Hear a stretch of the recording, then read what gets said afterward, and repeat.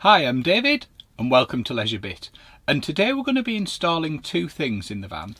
The first one is a heads-up display so you can see what speed we're doing much easier, and the second is a Garmin Dashcam and hardwiring kit.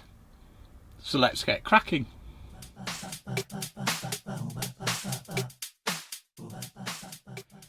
So let's touch on the heads-up display first of all.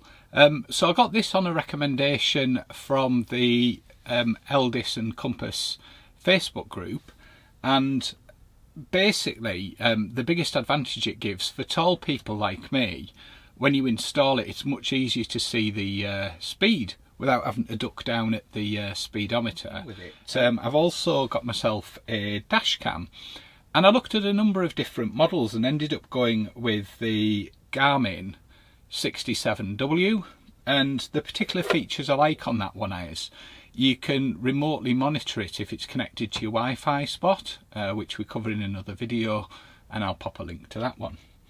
I looked at a number of models following some reviews on them, and there was some really great ones for about twice the price. But I decided to go from this one because I particularly like the driver assistance features, such as lane departure warning, when traffic's moving and that sort of thing. I've got a similar one, the previous model to this, in the car, and I also got the hardwiring kit, which allows you to properly do the parking mode so you can keep an eye on the vehicle when you're not there, and that came in that box. The bits you get in the box, we'll just cover the dash cam first. You get a couple of USB leads. In this case I'm not going to use them, because I use the hardwiring kit, but you've got a longer one and then you've got a shorter one depending on how you are mounting it. You also get a spare mount. These are magnetically mounted, just fits on there. We'll have a look at that as we go through the install. But nice and small size, just gives you a view of it there if I put it on my hand. And it's got a screen on the back, and you just control the screens with the buttons on the side. There's only 4 buttons. The menu's okay, but once you've set it up, you can just leave it to get on with things, and it's got a number of useful features, as I say there. It's got the GPS built in as well, so that you know the location, speed, etc., which you can choose to superimpose on your videos if you choose to. So that's the Garmin 67W dashcam and the hardwiring or parking mode cable, as they call it. And basically there's 3 connections to connect up on that one. Let the cable out and have a look. So we've got the negative connection, which connects to the negative or a suitable grounding point. We've then got the battery connection, which connects to the permanent supply, and then the red wire connects up to the accessories, which is basically when the ignition's on, or the and the vehicle's in operation, essentially, to make sure it's in the correct mode there. And we'll fit that somewhere suitable. And I'll pop links in the description below so that you can see where to get hold of these different bits and pieces, and give you more details on those particular products. Finally, just have a look at the heads-up display. So I'll just move the Garmin stuff out the way, and let's just take that out of the box. It comes with some instructions.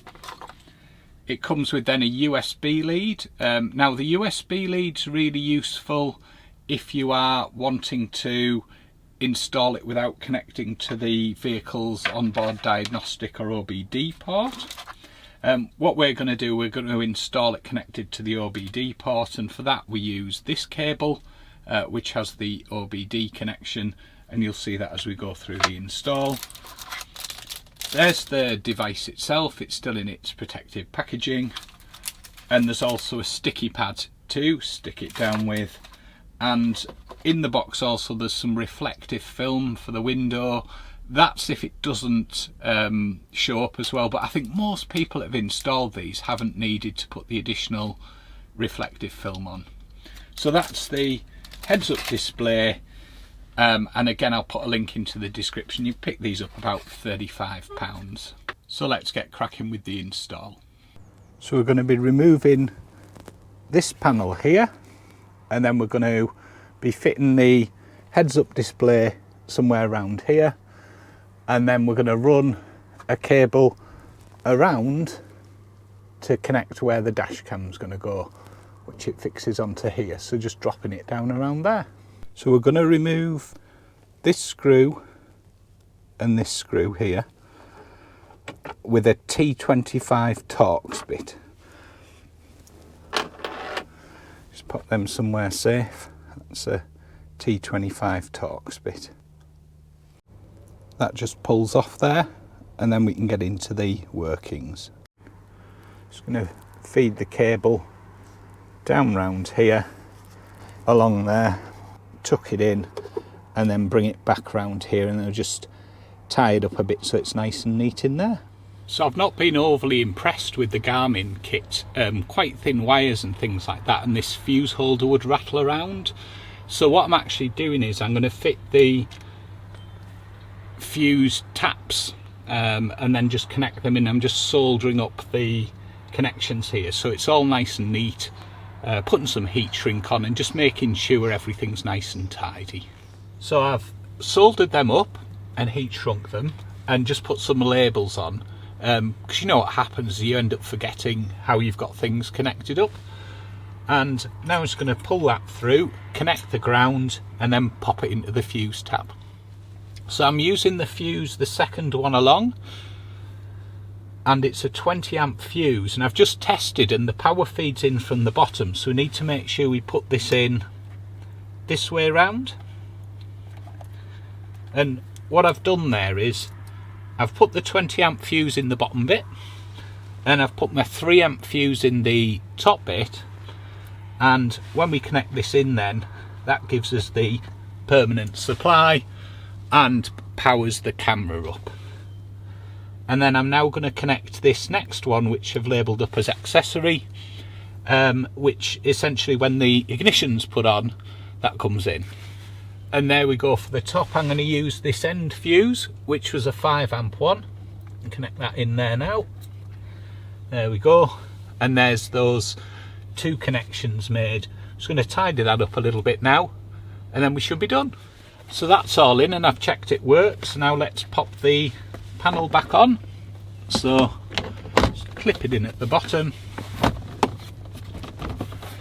and then clip it up as we go along, and then we just need to pop the 2 screws back in, and these are just a T25 bit. Right, let's see if it works. Ignition on. There we go. So got the heads up display fitted, no problem at all. Really straightforward job to fix. Literally removing those 2 screws, pulling the surround round, and that clipped back on easy enough as well. The cable's slightly too long, so you just need a little cable tie or something just to tidy it up so it's not all hanging around underneath. But that was pretty straightforward to do, so nice simple job that, easy enough to tackle even with the relatively modest DIY skills. So that one's there. So the Garmin